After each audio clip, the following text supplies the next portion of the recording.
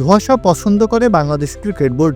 রহস্যময় ঘোলাটে পরিস্থিতি তৈরি না হলে যেন আশ মেটে না। জাহানারা আলমের যৌন হয়রানির সেই স্পর্শকাতর অভিযোগের তদন্ত নিয়েও অস্পষ্টতার ছাপ রেখে যাচ্ছে বোর্ড, আর তা নিয়ে অসন্তোষ প্রকাশ করেছেন জাহানারা।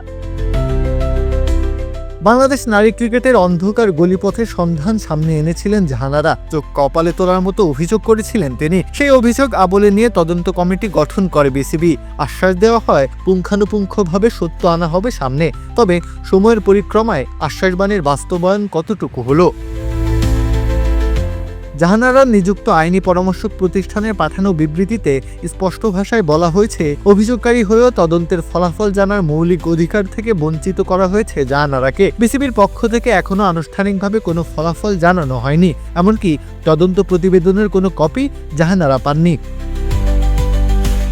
যৌন হয়রানি, অসদাচরণ, প্রতিশোধমূলক আচরণ এবং গোপনীয়তা লঙ্ঘনের মতো গুরুতর অভিযোগের ক্ষেত্রে এ ধরনের গোপনীয়তা শুধুই হতাশাজনকই নয়, বরং উদ্বেগজনকও। এমনটাই জানানো হয়েছে জাহানারার পক্ষ থেকে।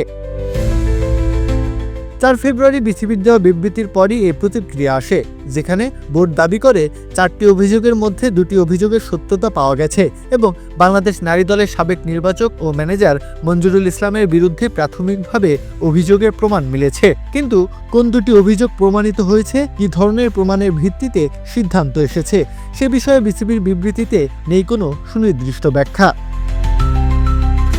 সবখানে যেন দায়সারা ভাব আর খামখেয়ালিপনা। কোনো বিস্তারিত তথ্য জানানো হয়নি জাহানারাকেও। করার দরকার তাই করছি, এমন গাছড়া মানসিকতায় জন্ম দিচ্ছে প্রশ্নের।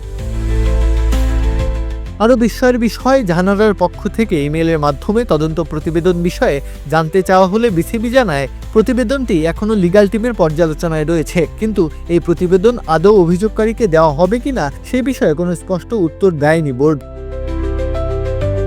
তদন্ত শেষ হওয়ায় একদিকে স্বস্তি থাকলেও পুরো প্রক্রিয়ায় স্বচ্ছতার ঘাটতিতে হতাশ জাহানারা আলম। একজন আন্তর্জাতিক ক্রিকেটার, সাবেক অধিনায়ক, এমনকি অভিযোগকারী হিসেবে ন্যূনতম সম্মান ও তথ্য জানার অধিকার তার প্রাপ্য।